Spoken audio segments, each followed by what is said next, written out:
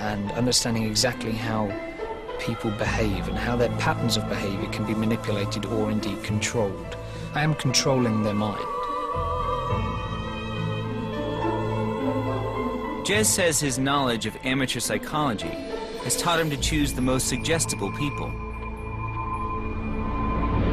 You just place your hand on the window here for me, please, okay? As I'm just pressing your hand on that window now, I just want you to imagine that your hand is sticking to the window, okay? And the more you try to unstick that hand, the tighter it sticks to the window, really, really firmly on the window, really glued and cemented there, and really, really stuck to the window, okay? You try to unstick that hand, and it will stick to the window more. Just gently try and see if you can take your hand off the window. Are you trying? Can you try it?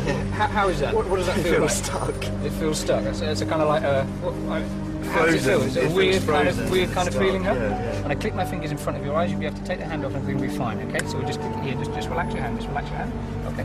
How is that? Is that kind of, what does that feel like? Very freaky. Very freaky. Jez uses a technique known as NLP, Neuro-Linguistic Programming.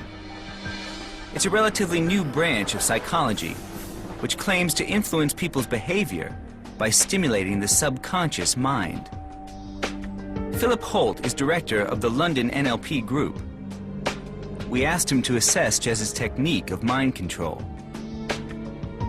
How far can you influence somebody's mind? It isn't brainwashing. Brainwashing is something different, but you can influence somebody's mind simply by using language. Can I borrow you for 2 seconds? Jez chooses shoppers at random. What I want you to imagine, sorry, is that your hand is stuck to that window, okay? He seems to petrify their will.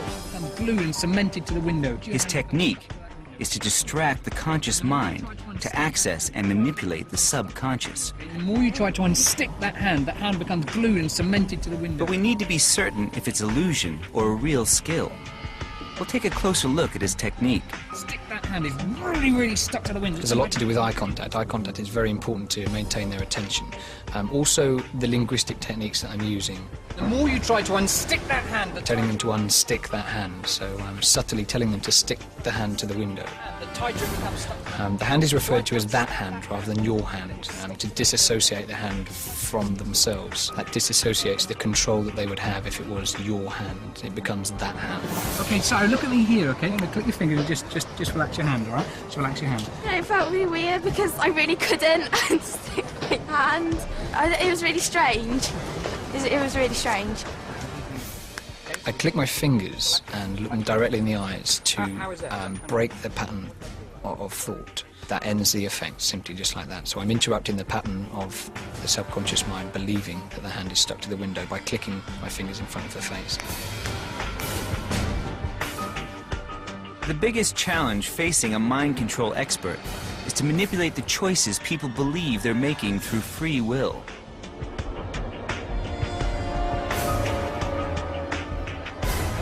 But is this possible?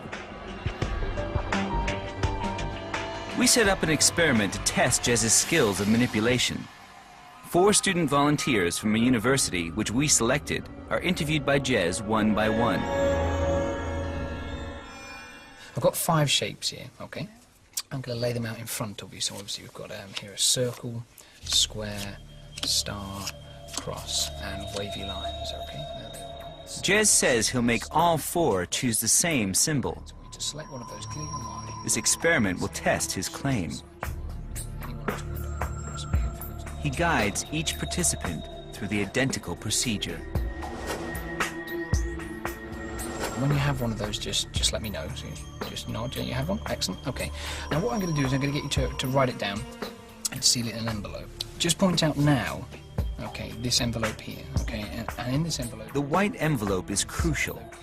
It contains the name of a location, which we selected, where the results of our experiment will be revealed. Just draw the shape inside the card there, okay? And when you're done, I just want you to slide it. Next, Jez instructs Amanda to draw her choice of symbol on a piece of card and place it unseen by him in a black envelope. That envelope must remain with you at all times, okay? Do not open the envelope, okay, until we tell you to later. Can Jez do it? Can he manipulate all 4 into choosing the same symbol?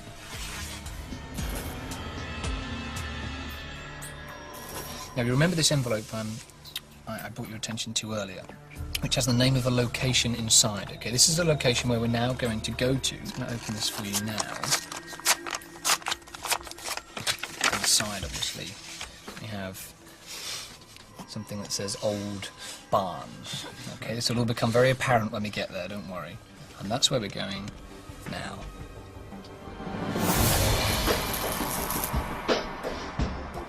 The four are taken by Jez on a half-hour drive to the location.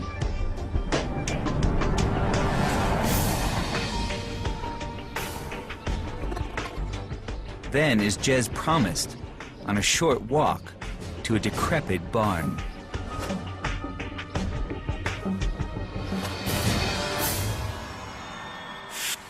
In each of your envelopes, you should have drawn earlier on and shown no one and told no one a shape, okay? For the first time now, please open up your envelopes and take out what's inside so we can all see each of your shapes.